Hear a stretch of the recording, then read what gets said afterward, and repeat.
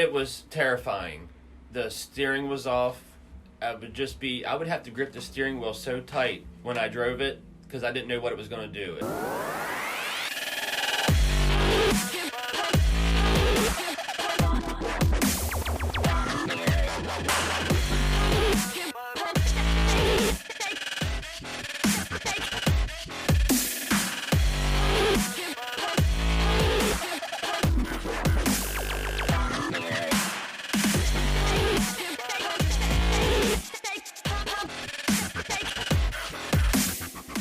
It in the shop before I brought it here. It's been in the shop 4 or 5 times before I brought it here.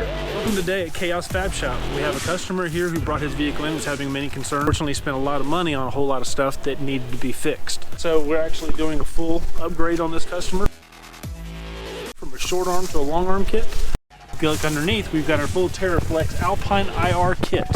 Falcom 3.3 fully adjustable shocks. The upgraded Tom Woods 1350 chromoly shafts. For your upgraded drive shaft needs, you're going to have all the strength that you can possibly need for when you're off-roading. So this man can actually put this thing in full all-wheel drive and actually drive it just like he stole it.